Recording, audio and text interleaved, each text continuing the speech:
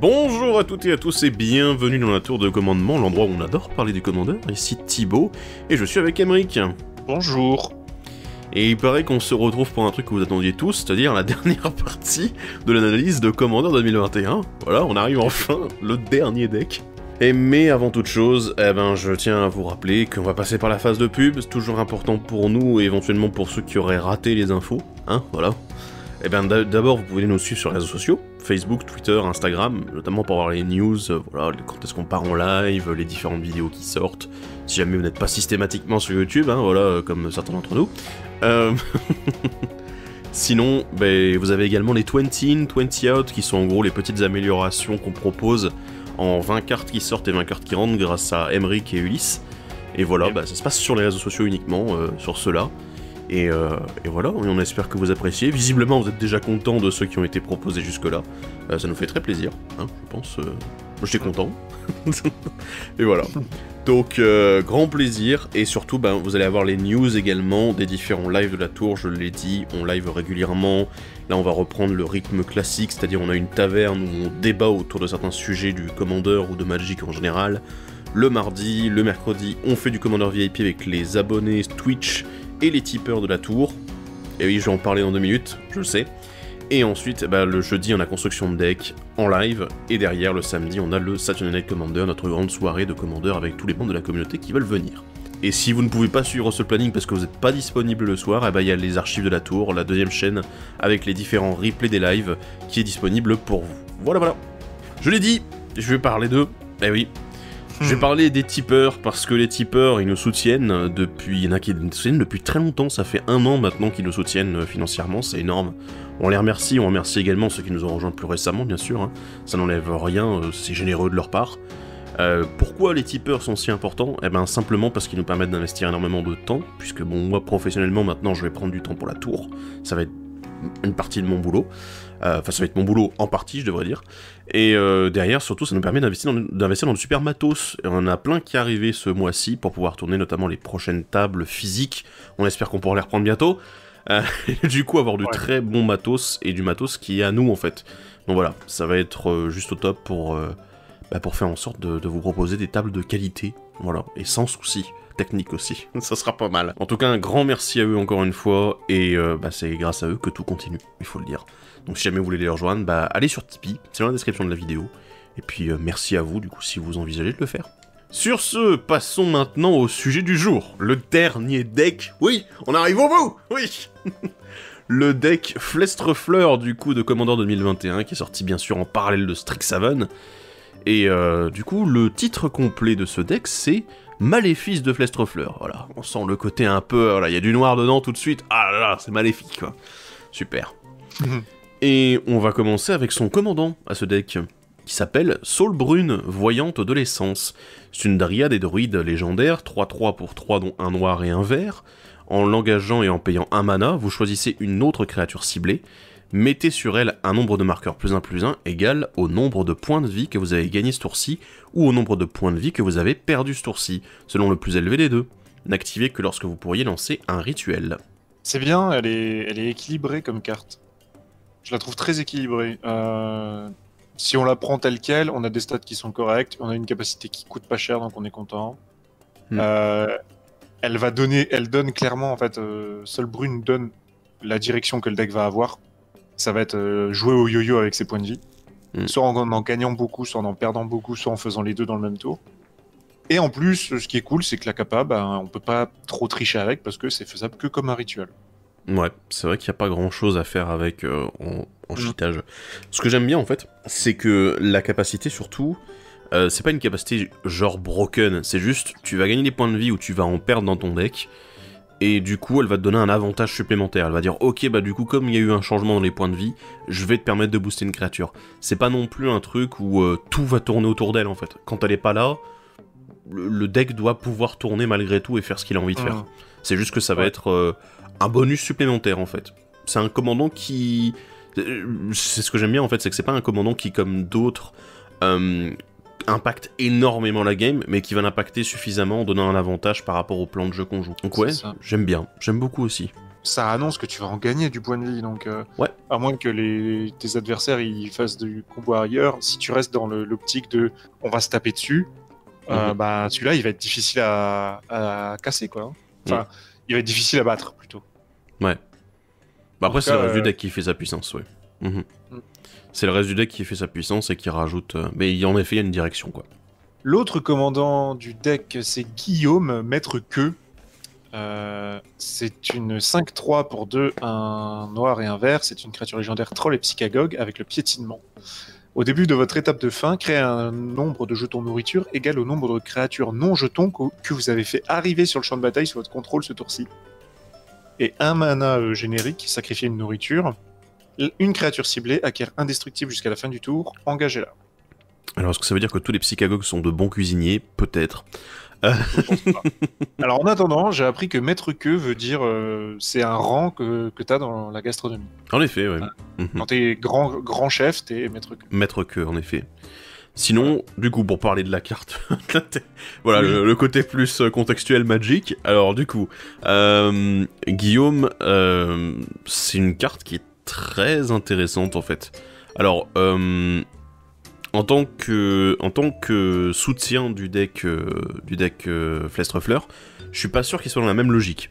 T'as le truc avec le fait que tu crées des nourritures, mais bon, en fait, c'est un truc qui va te permettre éventuellement de créer des jetons qui vont faire en sorte que tu vas pouvoir gagner des points de vie. Donc du coup, tu passes un peu... Le gain de points de vie, j'ai l'impression qu'il passe un peu au second plan. Ici, on est plus sur le fait que tu peux protéger énormément tes créatures. Et d'ailleurs, surtout, il a quand même un bon body, c'est une 5-3 pour 4 avec le pétinement, quoi. Et surtout, il peut se rendre indestructible lui-même aussi. Donc ça se protège plutôt pas mal. Donc ouais, je suis assez fan, en fait, de Guillaume, même si... J'avoue que je sais pas trop dans quelle direction je vais aller, parce que on peut pas le jouer jeton, parce que du coup sa capacité se déclenche pas avec le nombre de nourriture que tu vas faire, mais bon, en fait, ça veut dire que tu fais une nourriture pour protéger la créature qui est arrivée, justement. Donc ouais. C'est assez particulier. Il y a des choses à exploiter, je pense. Après, étant donné qu'il y a eu des synergies dans Eldraine, parce que c'est marrant de revoir les nourritures alors que c'est pas du tout du Strixhaven, mais dans Eldraine, on a eu quelques synergies avec les nourritures, donc ça peut être intéressant à exploiter. Mais ça, faut voir, faut bidouiller un peu autour, je pense qu'il y a moyen de faire des trucs plutôt sympas. Ouais, je suis d'accord. Et n'oublie pas que... Enfin, n'oubliez pas que pour les nourritures, c'est aussi un sous-type d'artefact, et vous avez quelques cartes d'artefacts qui sont des nourritures, comme l'œuf d'or et C'est vrai. Ginger Brute. C'est vrai, en effet. On en a quelques-uns. Il y a peut-être des trucs à jouer avec ça. À voir. Ouais. C'est vrai que Ginger Brute, du coup, c'est une nourriture qui fait une nourriture. C'est sympa. C'est ça se recycle. Ouais. Le prochain commandant exclusif, qui est monocolore, celui-ci est donc impossible à mettre à la tête du deck, c'est Tivash. Invocateur de ténèbres, un humain et psychagogue qui est 4-4, qui coûte 5, dont un noir, il a le lien de vie. Et au début de votre étape de fin, si vous avez gagné des points de vie ce tour-ci, vous pouvez payer X points de vie, X étant le nombre de points de vie que vous avez gagné ce tour-ci. Si vous faites ainsi, créez un jeton de créature XX noir démon avec le vol. Sur le papier, il fait rêver, hein. Pourquoi tu dis que sur le papier? Je sais pas, j'ai du mal à voir jusqu'où le pack peut aller. Quand tu regardes la carte, elle est cool. Je sais pas, il manque un truc pour que la carte, la carte, je la vois, je fasse ah ouais, j'ai envie de jouer ça. Là, il manque un truc. C'est compliqué, quoi. Je sais pas trop. C'est étrange. Tu peux jouer mono noir lien de vie. Ouais, aussi, oui, tout simplement, ouais. Je pense que le truc qui me dérange si on fait un mono noir lien de vie, c'est que tu crées que un seul body, c'est uniquement à ton étape de fin, quoi. Ouais. Donc, parce que un body, c'est quand même toujours plus facile à gérer que 10 bodies, quoi. Bon, sauf avec une race, bien évidemment. Mais, ouais. Je sais pas. Il a l'air cool, en fait, avec le commandant principal, avec la stratégie du jeu. Il peut faire... il donne une bonne value, j'ai l'impression. Mais après, en dehors, il est pas craquable, en fait. Il y a des sécurités autour, en fait. C'est ça qui est intéressant. Après, c'est pas mal qu'il y ait des sécurités. Sinon, ça serait un peu trop craqué, je pense. Mais... Ouais. Oui, bah oui. Après, tous ceux qui jouent, par exemple, Krieg, ils seront contents de pouvoir le mettre dedans, quoi. Oui. Pourquoi pas. Puisque, faut pas oublier qu'en dehors de la version cassée, Krieg, c'est un bon deck. Oui, c'est un bon deck gain de vie en général. La deuxième créature légendaire monocolore du deck, c'est Yedora, jardinière des tombes. C'est une créature légendaire sylvain et druide de 5-5 pour 4 et 1 vert. À chaque fois qu'une autre créature non jeton que vous contrôlez meurt, vous pouvez la renvoyer sur le champ de bataille face cachée, sous le contrôle de son propriétaire. C'est un terrain forêt. et il n'a pas d'autre type ou capacité. Cette carte, oh mon dieu, quoi. C'est un peu what the fuck, hein, honnêtement. C'est une genre de capacité qu'on n'a pas l'habitude de voir du tout. D'ailleurs, ça a posé énormément de questions. Qu'est-ce qui se passe quand j'ai une créature qui a la mue, par exemple? Bah non, ça fonctionne pas en fait, parce que c'est pas une mue quand elle est retournée et que c'est une forêt en fait. C'est juste une forêt. Voilà. Donc impossible de la retourner pour son coup de mue. Non, ça ne fonctionne pas comme ça. Donc ouais, c'est assez étrange. J'aime beaucoup en fait le design, mine de rien.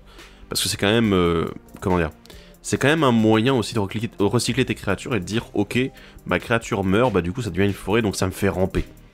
Alors après, le souci c'est qu'on parle de créatures non jetons, donc je me dis, ça va être difficile à craquer, quoi, parce que tu peux pas juste avoir plein de créatures sur le champ de bataille, les mettre au cimetière, et ensuite, bah en fait, ça devient ça devient des forêts, et je peux refaire la même chose au prochain tour, parce qu'à un moment, ben, t'es un peu limité sur ton nombre de créatures dans le deck, et bon, le nombre de créatures que t'as en main aussi, en général. Donc ouais, c'est assez étrange. Ça peut juste être un petit ramp, en fait, mine de rien.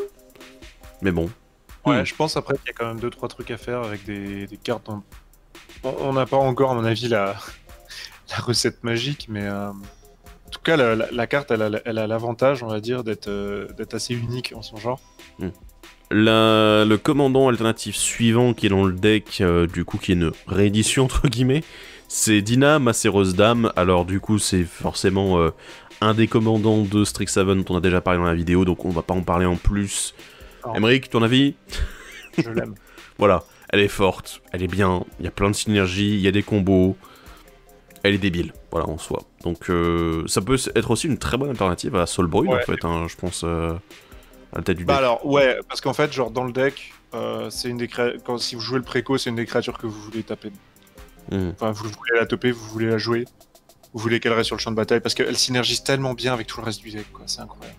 Alors que l'arbrisseau de Colfenor, c'est une créature légendaire sylvain et chaman pour 3 et 2 hybrides Golgari, il est indestructible, 2-5. Et à chaque fois que l'arbrisseau de Colfenor attaque, révélez la carte du dessus de votre bibliothèque. Si c'est une carte de créature, vous gagnez un nombre de points de vie égal à l'endurance de cette carte. Vous perdez un nombre de points de vie égal à sa force, et vous la mettez ensuite dans votre main. Mais... alors, moi je suis très content de le voir, parce que c'est une réédition sympathique, c'est un style de jeu qui est un petit peu différent. Mais finalement qui se rapproche pas mal du deck, puisqu'il y a la notion de gain et de perte de points de vie, en fonction de la force et l'endurance des créatures. Enfin bon voilà, moi je trouve que c'est une carte... Ça me chauffe pas en fait. C'est une carte sympa en fait, voilà, il y a cette petite synergie qui est possible, qui est pas non plus à casser les briques, mais voilà. Après, il y a que 23 créatures dans le deck. Hein. Ah oui, ok. Donc du coup, pour 40 terrains, tu vois. Donc du coup, l'arbrisseau, il est rigolo, mais bien souvent, à mon avis, ça fera un bon bloqueur. Un pétard. Ou un bon bloqueur, oui. C'est ça. Bah oui, t'es pas à la tête du deck, à moins que vous ayez perdu un pari. Je sais pas. Voilà. Après, je pense que c'est un mauvais commandant, je dis juste que c'est une mauvaise créature légendaire dans ce cas-là. Ouais. Après, c'est à moins d'avoir une version plus basée sur les créatures, mais voilà. Mais c'est pas avec ce deck de base. Ok. Alors du coup, on va passer aux cartes exclusives, et on va commencer avec le noir. Et le Monticule Fléau, qui est un enchantement qui coûte 3 dont 1 noir. Les parasites attaquants que vous contrôlez gagnent +1/+0 et on la menace. Et à chaque fois qu'une créature non jeton que vous contrôlez meurt, créez un jeton de créature 1/1 noir et verte parasite, avec, quand cette créature meurt, vous gagnez 1 point de vie. C'est moi ou ça sent le staple pour aristocrate, ça? Ça ne sent pas le staple, c'est un staple. C'est évident, ouais. C'est un staple. Ah mais clairement... Alors, je pense qu'on va peut-être expliquer pourquoi c'est un staple.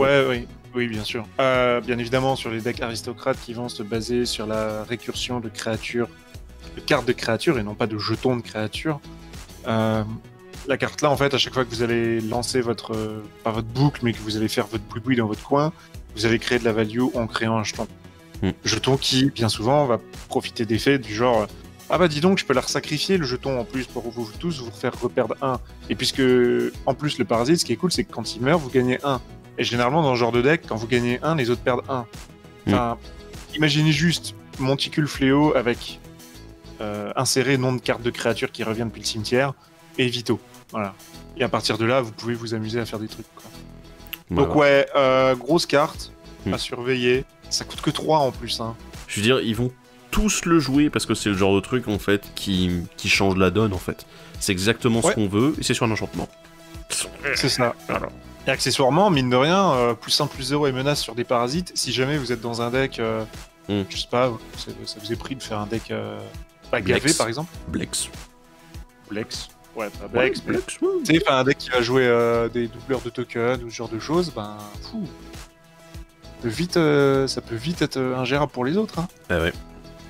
Parce que menace, mine de rien, c'est... Dans les decks qui sont basés sur l'attaque, menace, c'est vraiment, vraiment bien. Ça me rappelle l'enchantement zombie qui donnait plus... Enfin, qui donnait la menace aux zombies, juste ça.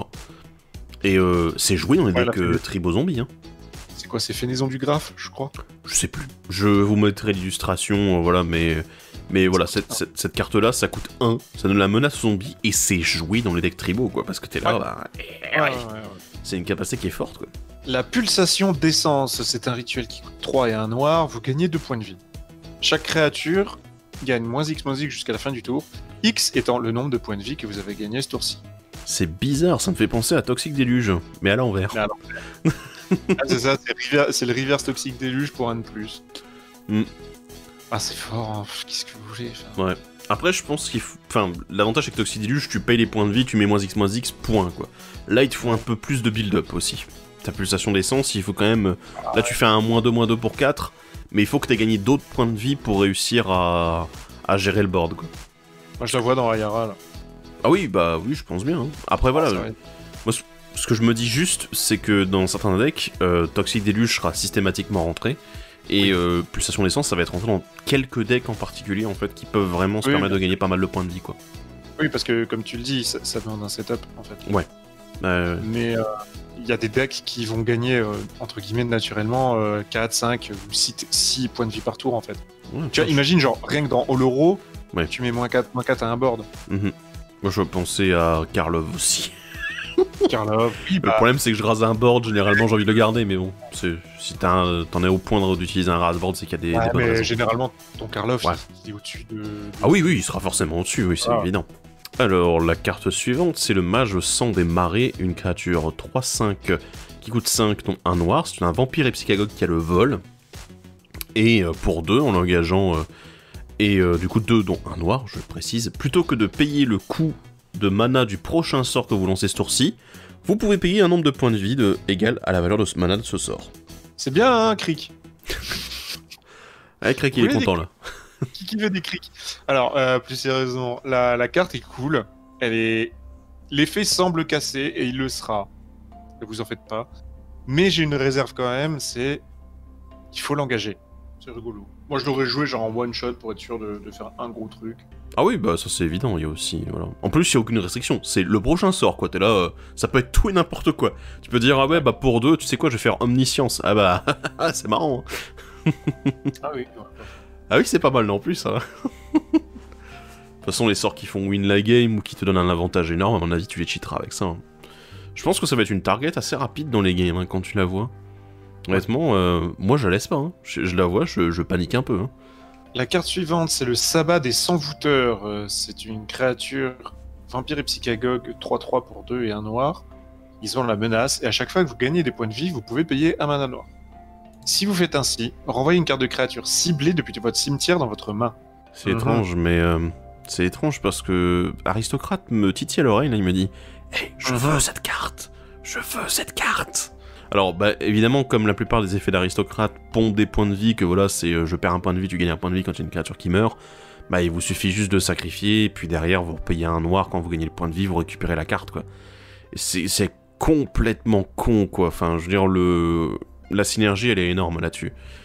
Et pour peu que, ben, par exemple, enfin, voilà, je vais prendre un setup classique. On va dire, par exemple, il y a un artiste de sang sur votre board, il y a le sabbat des sans-voûteurs à côté, et il y a un hôtel Phyrexian. Et un ornithoptère, voilà. Je pense à une créature à 0 en général, mais un ornithoptère. Voilà, GG, vous avez gagné la partie. Voilà, c'est tout. C'est aussi simple que ça. Je suis... Après, ouais. C'est aussi simple que 4 cartes, hein, mais bon. Ouais, mais ça reste 4 cartes quand même qui sont pas non plus extrêmement chères. Je veux dire, on parle pas de setup avec des cartes qui coûtent une blinde. Donc voilà, moi, je pense que c'est assez jouable. Hein. Ouais, enfin, il y a des boucles intéressantes à faire avec. Là, c'est sûr qu'il y a quelque chose. La suivante, c'est la bête palustre florissante, une bête. Eh oui. 3-3 pour 5 dont un vert. À chaque fois que la bête palustre florissante attaque, vous gagnez 2 points de vie. Ensuite, les créatures que vous contrôlez acquièrent le piétinement et gagnent plus X jusqu'à la fin du tour, X étant le nombre de points de vie que vous avez gagné ce tour-ci. Tu vois, on avait les modes caverne de cratère, on avait les Ibex. On dirait une énième itération de ce genre d'effet. Mais cette fois, ça va, je trouve. Bah, on ça dirait un très Ibex fort, en fait. Hein. On dirait vraiment un Ibex. Ouais, il ressemble beaucoup. Ça va être très fort. Mais là, le fait que ce soit au minima 2, plus 2, plus 2, je trouve que c'est fair en fait. Honnêtement, moi je la trouve très bien équilibrée. Il y a plein de choses. Alors tu peux la casser, bien évidemment, mais il faut un setup, encore une fois. C'est ça qui est intéressant en fait. J'ai l'impression que la plupart des cartes de ce deck, pour qu'elles soient très bonnes, il faut un setup particulier, il faut mettre en place ton plan, d'une certaine façon. Et ça elle déroge pas à la règle celle-là, mais quand t'as bien mis en place ton plan avec elle, à mon avis, tu défonces des culs. Là, c'est sûr. Ah oui. La prochaine carte, c'est le canaliseur des Eza-Racines. Pas facile à dire. Créature Sylvain et druide 4-6 pour 5 et un vert, et il a la portée. Les sorts de créatures que vous lancez coûtent X de moins à lancer, X étant le nombre de points de vie que vous avez gagné ce tour-ci. Engagé, vous gagnez 2 points de vie. Ça a l'air fort, hein. Ça a l'air vraiment très fort, parce que diminuer le coût de tes sorts de créatures au gain de points de vie, sachant que lui-même s'engage pour le faire, t'es là, déjà je l'engage, je gagne 2 points de vie, je réduis de 2, oui. Surtout que si jamais t'as par exemple, je pense notamment à la garde des... Non attends, garde des âmes c'est la blanche ou pas? Garde d'essence, voilà, c'est la verte. La garde d'essence qui fait que chaque fois que t'as une créature qui arrive en jeu, tu gagnes un point de vie. Bah c'est juste, ok, je réduis de 2, donc je lance une créature pour beaucoup moins cher, elle arrive en jeu, je gagne un point de vie, donc du coup ça réduit de 3, ensuite je continue, donc du coup ça réduit de plus en plus en fait. Ça peut vraiment, vraiment être débile là-dessus. Ouais. Alors c'est marrant du coup parce que je pense à un truc, c'est avec ces deux cartes, en fait tu peux t'amuser à faire un deck artefact là-dessus, où tu vas lancer tes sorts gratuitement. T'es là, what? Quoi? Ouais complètement en fait. Ouais. Mais tes craintes elles sont justifiées parce que je me le suis bouffé, canaliseur des Aracines, ça fait des tours un peu stupides. Ça a l'air. La réduction de coût quoi, enfin c'est... Ouais, c'est pas quelque chose qu'on trouve souvent et généralement c'est fort. Alors, la carte suivante, c'est la carte avec la démonstration, la dernière carte du cycle, technique de guérison, qui coûte 4 dont 1 vert, c'est un rituel avec la démonstration. Quand vous lancez ce sort, vous pouvez le copier. Si vous faites ainsi, choisissez un adversaire pour qu'il le copie aussi. Les joueurs peuvent choisir une nouvelle cible pour la copie. Renvoyez une carte ciblée depuis votre cimetière dans votre main. Vous gagnez un nombre de points de vie égal à la valeur de mana de cette carte. Exilez la technique de guérison. Pourquoi pas? En fait, le truc, c'est que là, ce qui est bien, si tu donnes le cadeau à l'autre, c'est que toi, dans ce deck-là, ce sera toujours mieux, en fait. Ouais. Puisque gagner le nombre de points de vie égal à la valeur de mana de cette carte, c'est à ce moment-là que toi, tu vas en tirer un vrai avantage, en plus de récupérer une carte XYZ. Donc oui, elle est ok. Moi, je suis un peu plus enthousiaste quand même autour de la carte, parce que bon, ça ne coûte que 4 mana, là où je me dis que on a d'autres spells qui font pareil. Ça coûte un peu moins cher, mais là on a le double, on a le gain de points de vie qui fonctionne super bien dans le deck. En dehors du deck, je suis quasiment sûr que en effet, ça va être très moyen, quoi. Mais non, par contre, dans le deck, c'est incroyable. Hein. Ah oui, ça a l'air assez incroyable, voilà. Mais ça tient avec un upside. Ouais, oui, voilà, c'est ça. Mais du coup, le truc que j'aime bien aussi, c'est, encore une fois, on est sur une carte qui a la démonstration, mais qui est bien canalisée. Contrairement à la blanche et la rouge, j'avais dit, ouais, mais attends, ça fait un peu n'importe quoi, les machins. Le truc, c'est que la verte, ici, j'ai l'impression que c'est vraiment... Ok, il n'y a pas vraiment de moyen de cheater, et surtout, tu peux cibler juste la personne qui a le moins de cartes au cimetière, en fait. Qui a les cartes les moins intéressantes. Donc... ou qui s'est fait gérer son petit cimetière auparavant, juste pour le troller un petit peu, lololol. Et voilà quoi, c'est... Avec un parti des ombres. Ah oui, voilà, par exemple. Mais il y a des choses qui sont pas mal en fait. Et encore une fois, c'est canalisé. Tu peux pas vraiment te prendre une surprise dans la tronche, venue de n'importe où, voilà. Donc ouais, c'est très intéressant. La prochaine carte, c'est l'infestation de parasites, un rituel pour XX et vert. Détruisez jusqu'à X artefacts et ou enchantements ciblés. Créez 2 fois X jetons de créatures 1-1 noir et verte parasite avec, quand cette créature meurt, vous gagnez un point de vie. C'est assez étrange comment ça a été fait, mais en fait c'est tout pour limiter la destruction d'artefacts, hein, j'imagine. Mais parce que finalement tu payes 2x, mais tu fais quand même 2 fois x jetons. Mais c'est juste que tu détruiras en fait. On rentabilise énormément le mana en peste et on détruit au passage les artefacts et les enchantements. Je veux dire, y a rien à dire. Pour moi, la carte est très bonne, y a pas de souci quoi. Je veux dire, déjà rien que pour 3 mana, tu détruis un artefact ou un enchantement, et en plus tu fais 2 pestes. T'es là, ok, d'accord. Enfin... C'est clair, c'est une upside complète du lâcher de Gremlin, pour ceux qui se rappellent de Révolte Éthérique, où c'était XX et rouge pour détruire X artefacts, et pas jusqu'à X artefacts. Ouais.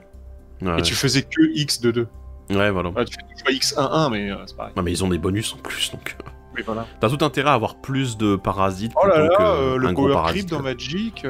Ouais. Alors après, voilà, c'est du power creep sur des cartes qui sont des cartes de gestion, donc ça va, c'est pas non plus... Ah, mais ça... Encore une carte de trop meilleure pour le vert, hein, franchement. Bon, ça va, le vert avait déjà des trucs. Ils avaient déjà pas une Grossiane, hein, donc bon, hein, voilà. C'est ça. Le Trainailleur Germeshin, pardon, voilà, j'ai pu lire. C'est un fungus et bête 9-7 pour 9 mana dont 2 verts. Ce sort coûte X de moins à lancer, X étant le nombre de points de vie que vous avez gagné ce tour-ci. Il a le piétinement, et en plus, au début de votre étape de fin, si vous avez gagné les points de vie ce tour-ci, vous pouvez lancer le Trainailleur Germeshin depuis votre cimetière. Qu'est-ce que c'est con! Oh mon dieu, quoi. Par contre, du coup, question. Oui. Au début de votre étape de fin, si vous avez gagné des points de vie ce tour-ci, vous pouvez le lancer depuis votre cimetière. Oui. Du coup, il est lancé à vitesse éphémère? Oui, il est lancé à vitesse éphémère. Ok. C'est parce que c'est une capacité déclenchante, en fait, tu peux le lancer que au début de l'étape de fin. Voilà. D'accord. Si jamais il est au cimetière et que t'as gagné des points de vie, il y a des conditions, quoi. Mais on se l'est pris et enfin, je me le suis mangé ce truc et c'est pénible dans le deck parce que dans le deck c'est excellent. Hein, on va faire la phrase à l'envers. Dans le deck c'est excellent parce que il va revenir systématiquement tout le temps. Ouais. Et c'est une upset piétinement. Enfin c'est. En plus, il y a quand même un truc débile avec sa première et sa dernière capacité, du coup, c'est que il va jamais coûter 9 en fait, s'il est au cimetière. Parce que t'auras gagné des points de vie, donc du coup tu pourras le relancer, mais du coup, comme que t'as gagné des points de vie, il coûte moins cher à lancer. T'es là, ok, ça a l'air un peu con quoi, hein. Vraiment. La boucle est bouclée, oui, voilà, il y a vraiment des choses.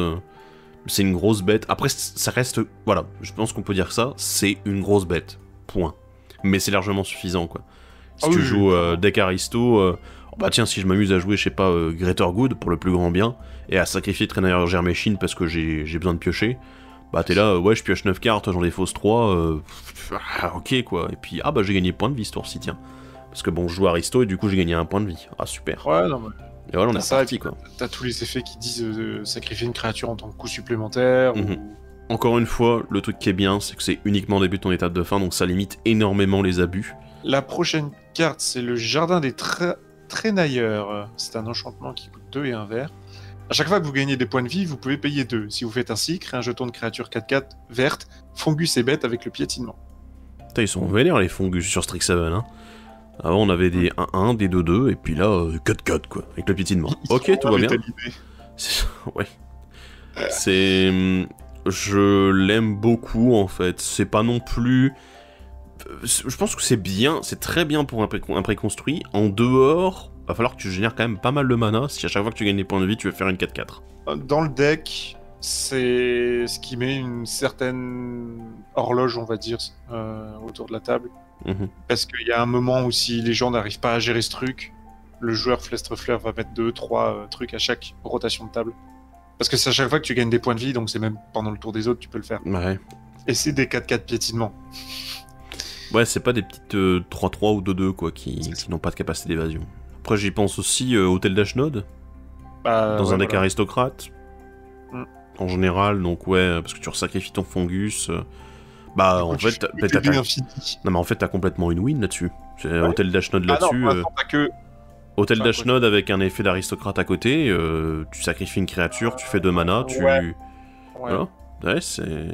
Il faut 2 mana pour kickstart le truc, non, au début? Peu importe. Parce que tu sacrifies la créature, donc t'as le trigger de mort, et c'est à ce moment-là que tu peux payer. Non, parce que c'est une capacité de mana Hôtel d'Ashnod. Donc du coup, t'as le mana disponible directement. Donc du coup, tu pourras payer à ce moment-là. Donc ouais, non, ouais, avec Hôtel d'Ashnod, c'est complètement une boucle. Donc bon, on retire ce qu'on vient de dire. Non, il y a pour les decks aristocrates avec du vert, ça tue en fait. Ça tue. Et t'as besoin que de 3 cartes. Wow, super. Acheter les hôtels. On l'a pas dit, mais acheter des hôtels. La carte suivante, carte multicolore, est la seule du deck Expérience de Renaissance, un rituel qui coûte 6 dont un noir et un vert. Pour chaque type de permanent renvoyé sur le champ de bataille jusqu'à une carte de ce type depuis votre cimetière, vous perdez 3 points de vie pour chaque carte renvoyée de cette manière, exiler l'expérience de Renaissance. J'aime beaucoup l'artwork, de 1. De 2, original. C'est très fort. De 3, c'est un poil trop cher. Mais juste un petit peu trop cher. Bah vu qu'on a le contre-coup avec les points de vie, c'est vrai que ça semble un peu trop cher quand même, mine de rien. Donc ouais. Après, ça reste très utilisable. Hein. Moi je pense, il y a un deck auquel je pense tout de suite, c'est Mulrota. Mais en même temps, je me dis, est-ce que j'ai vraiment envie de jouer un rituel dans Mulrota? Il y en a qui me diraient que oui. Ouais, en gros, du coup, trop cher pour ce que c'est avec un... Enfin voilà. Ça a l'air intéressant pour certains decks, mais ça sera pas joué partout, c'est évident. Ouais. La prochaine carte, c'est le dispensaire de l'envoûteuse. C'est un terrain qui a ajouté un mana incolore. Et pour 2 manas génériques et vous l'engagez, un commandant ciblé acquiert le lien de vie jusqu'à la fin du tour. Sympathique, il y a des decks qui vont le rentrer quasiment en instant. Oui. Et puis l'avantage c'est que c'est pas coloré, donc du coup tu peux le mettre dans n'importe quel deck. Oui. C'est bien, c'est très bien.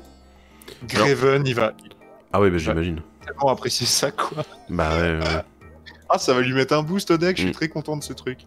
Par contre, n'oubliez pas dans le deck, c'est tout à fait justifié. Hein. Vous voyez, c'est quoi son nom? C'est Solbrune. C'est un peu un Graven, mais plus gentil. Ouais. Parce que t'as envie de te taper tes points de vie pour faire grossir une grosse créature qui va ensuite aller attaquer. Le truc, c'est que malheureusement, là, dans le cas là, ça peut pas être ton commandant parce qu'il faut l'engager. Bref. Ouais. Ouais, sympa. N'oubliez pas que les instances de lien de vie sont redondantes, c'est-à-dire que vous n'allez pas gagner deux fois les points de vie si jamais vous mettez 2 fois le lien de vie à la créature. Voilà, juste petit rappel. Oh non. Donc dans Krieg, ça fonctionne pas. Eh ouais. Oh mais c'est qui donc? Parlons maintenant des rééditions du deck qui sont intéressantes. On va passer assez vite dessus. Il y en a pas mal. Il y en a pas mal du tout. Voilà. On va commencer avec les 3 premières. La Sangromancienne, la Carcasse Mécanique Délétère et Omnixilis Ravivé. Bah, Sangromancienne, bah, je pense que la plupart des gens le connaissent. C'est une bonne carte vampire en général. Mais surtout ici, en fait, elle est un peu multifonction. C'est quand même une carte qui est pas mal quand les créatures adverses meurent, quand il y a de la défausse également, donc du coup ça peut être mis dans pas mal de styles de jeu différents. Et ici, bah, elle est à s'adapter, quoi. La Carcasse Mécanique, on est totalement dans une gestion sur pattes, et en plus qui fait gagner des points de vie, donc c'était là, pourquoi pas dans le deck, hein, c'est assez évident. Et un Omnixilis Ravivé, bon, ça reste un truc sympathique, c'est un Planeswalker un peu passe-partout, qui fait piocher, bon, qui détruit les créatures. C'est cool, quoi, voilà, c'est cool. Ouais. Les 3 cartes suivantes, c'est Avidité, Tempête Mortelle et Avatar du Soleil Verdoyant. Avidité qui, je viens de le remarquer, est passé Unco. Oui, c'est assez original. Ok. Qui était un staple il y a fort longtemps, en noir, pour pouvoir piocher de façon répétée. Qui trouve sa place tout à fait dans le deck à cause de la perte de points de vie. Tempête Mortelle, pareil, vous allez perdre beaucoup de points de vie. Et Avatar du Soleil Verdoyant, bah, vous allez en gagner beaucoup. Donc les 3 cartes sont dans le thème. Complètement. Donc elles sont bienvenues. Je précise, Avidité, c'est la première édition depuis Commander 2013. Voilà, donc ça fait quand même 8 ans. Damn. Les 3 cartes suivantes, du coup, ce sont Reboisement de Moiselière, Regard de Granit et Élixir d'Immortalité. Évidemment, Reboisement de Moiselière, j'adore cette carte depuis qu'elle a été éditée la première fois. Elle a été rééditée pas mal de fois quand même dans les decks Commander. Donc c'est très sympa, honnêtement, une très bonne carte, notamment parce qu'on joue aristocrate, parce qu'on veut gagner les points de vie, c'est exactement ce qu'il nous faut en fait. Je veux dire, là, on peut pas faire mieux. C'est exactement la logique du deck. Le Regard de Granit, alors ça reste quand même une des meilleures vrasses du noir-vert, puisque ben ça détruit tout. Quoi. Je veux dire, il y a juste des terrains qui en sortent, même les Planeswalkers ne résistent pas. Donc c'est l'une des vrasses les plus puissantes et les plus flexibles du noir-vert, je devrais dire. Et Élixir d'Immortalité, ben évidemment, comme on a beaucoup de choses qui partent au cimetière, ce serait bien de les récupérer un moment, et pourquoi pas les remettre dans le deck, et en gagnant des points de vie au passage, et en remettant l'Élixir d'Immortalité dans le deck, bah oui, voilà, c'est exactement à sa place ici. Les cartes suivantes sont le Talisman de Résistance, le Puits des Songes Perdus et les Archives à la Marette. Alors, Talisman de Résistance, c'est super de le voir ici. Les talismans, on n'en a pas assez, c'est toujours bien d'en avoir, c'est personnel, mais je préfère jouer un talisman à un cachet dans tous mes decks. Si tu me laisses le choix entre un des deux. Je préférais toujours un talisman. Ça se débat, mais c'est ok. Ouais, je peux comprendre. Et puis là, ici, ça met des blessures, donc du coup, c'est pertinent avec le commandant aussi, qui peut fonctionner avec la perte de points de vie.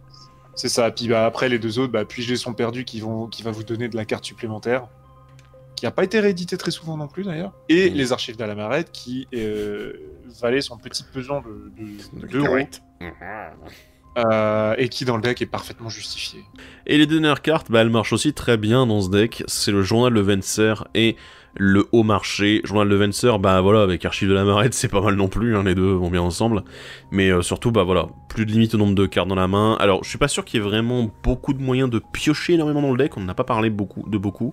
Donc voilà, mais c'est toujours une très bonne carte et une bonne réédition. Et surtout du gain de points de vie en masse avec le nombre de cartes dans la main, donc ouais, ça fait plaisir.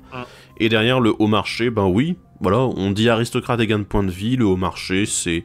Alors, je suis d'accord, c'est un peu un hôtel du pauvre parce que c'est activable qu'une seule fois par tour, mais c'est suffisant, ça permettra peut-être des fois de réussir à mettre en place votre plan de jeu, et au moins de faire un tour où ça va aller, quoi, on pourra faire un petit truc avec, voilà. Et du coup, faisons un peu le bilan de ce deck en particulier, tel qu'il est, là, le préconstruit. Ça a l'air d'être un deck assez original, et pas mal puissant, en fait, il y a beaucoup de synergie dedans. Un deck qui a énormément de résilience, surtout, si on reprend là où il est censé jouer, c'est-à-dire avec les autres decks du set, autour d'une table. C'est celui qui... Quand je disais tout à l'heure en début de vidéo que ça faisait le yo-yo, c'est littéralement ce que le deck fait. Vous allez passer de 25 points de vie à 3 et remonter à 28 à la fin du tour. Enfin, c'est vraiment ça. Et c'est cette alternance entre beaucoup de points de vie, peu de points de vie, beaucoup de points de vie qui va vous rendre très résilient au reste de la table. Et qui permet de tenir sur le long terme, du coup, ce qui est intéressant aussi. Donc ouais. Après, ça a l'air d'être aussi un deck où tu peux il faut faire attention en fait à toutes les capacités déclenchées et activées que tu peux faire, et il doit y avoir pas mal de possibilités en fait et de combinaisons. Tu te dis mais attends, je peux gagner plein de points de vie ce tour-ci si je fais comme ça. Donc dans nos parties test, ça a été souvent oublié. Bon, et comment qu'on va faire pour l'améliorer ce deck-là? Alors, on s'est dit que ça pouvait être assez sympa d'axer le deck encore plus autour du drain de points de vie. Et de mettre en avant aussi le fait que notre commandant va mettre des marqueurs +1/+1. Pour du coup s'amuser un petit peu à faire des attaques one-shot sur des gens ou ce genre de choses. Des petites joyeuseries dans ce genre-là, quoi. D'accord. Mais ça le remet aussi un peu plus sur le devant de la scène, le commandant, parce que c'est vrai que là c'était plus un petit outil sympa en bonus, mais là du coup ça va devenir un peu plus intéressant pour lui. Ok.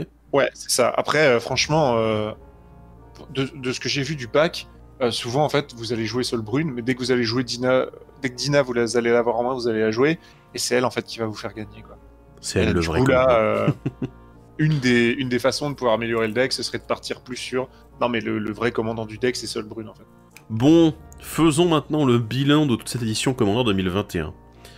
Qu'est-ce que tu en as pensé globalement des decks? Déjà, des decks globalement, voilà, de ce que les decks proposent. Les decks globalement, c'est un bon cru, je suis content. Parce que ils ont réussi à nous prouver qu'en utilisant des paires de couleurs qu'on connaît depuis maintenant beaucoup d'années, et notamment à cause de Ravnica, que justement, on peut sortir du cadre de ça, c'est les colorités Ravnica.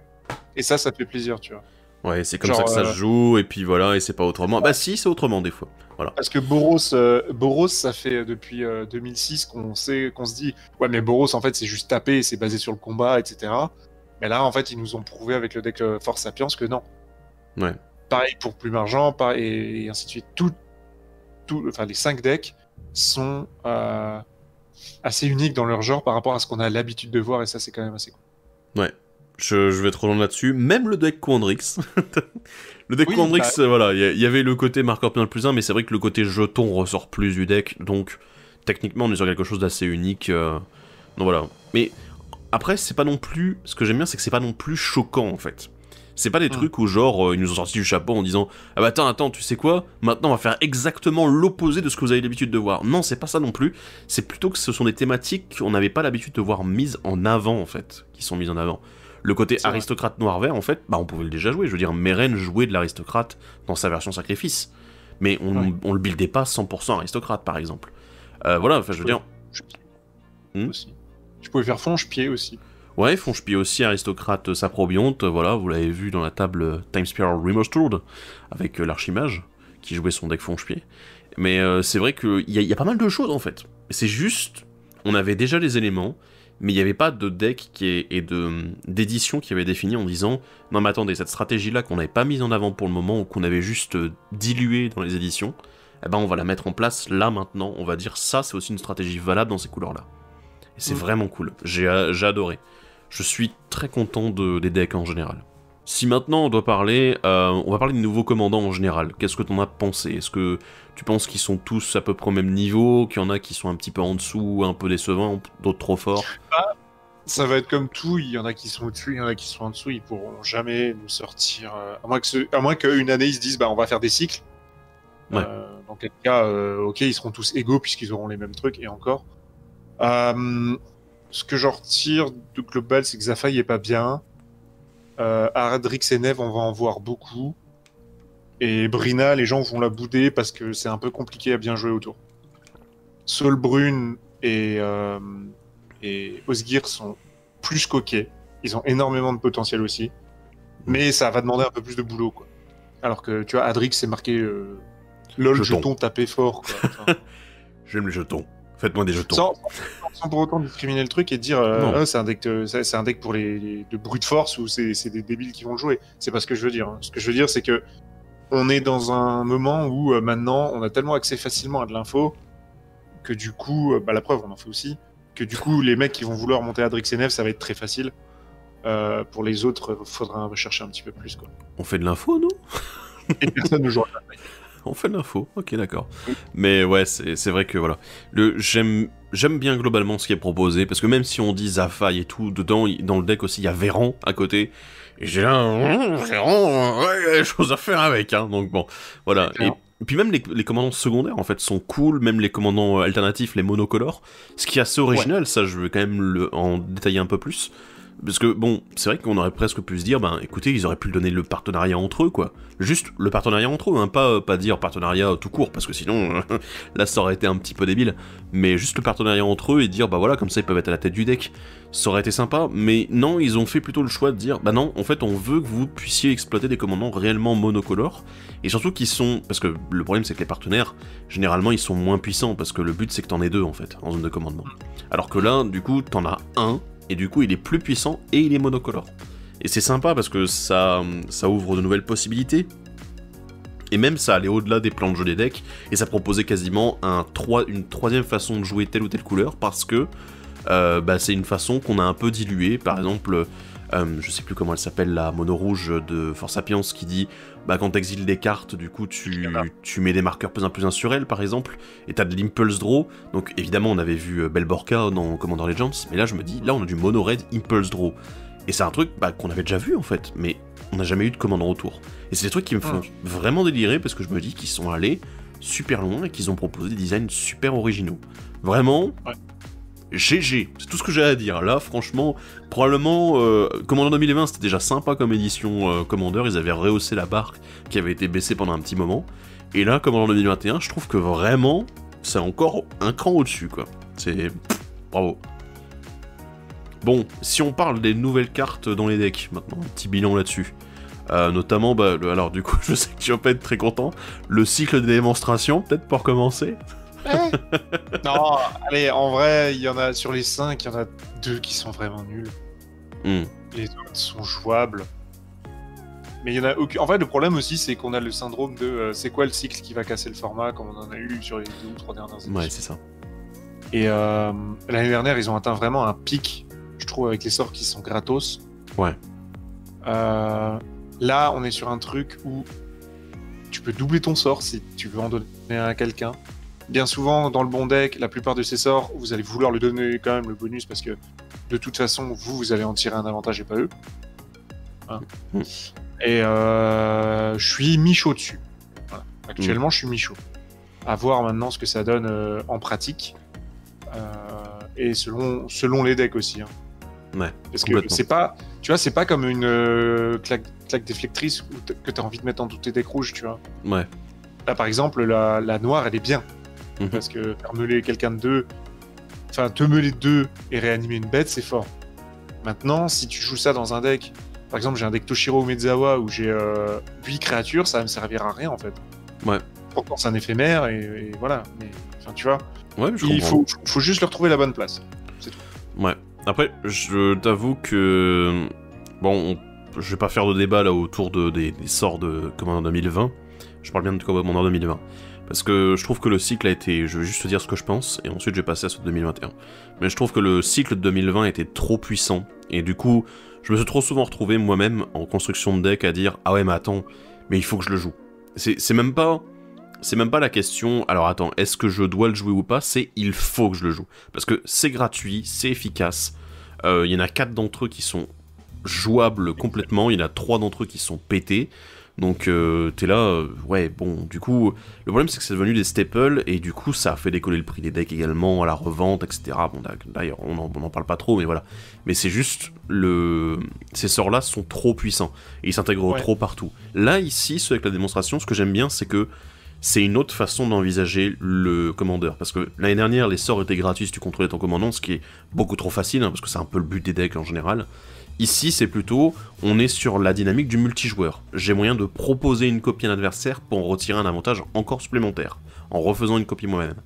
Et c'est ça qui est bien en fait. On est vraiment sur le côté où c'est plus la dynamique du multijoueur qu'ils ont mis en place plutôt que la dynamique purement commandeur en disant bah c'est quoi la caractéristique qui définit le commandeur, c'est le fait qu'il y ait un commandant, point. Du coup c'est beaucoup plus intéressant. Alors du coup je salue un peu nos camarades de duel commandeur parce que à mon avis du coup ces sorts avec la démonstration ça va pas trop les intéresser parce que t'as pas vraiment envie de donner un avantage à ton adversaire quand t'es en duel. Alors que là en multijoueur c'est beaucoup plus faisable. Et ce qui fait que les cartes sont très équilibrées.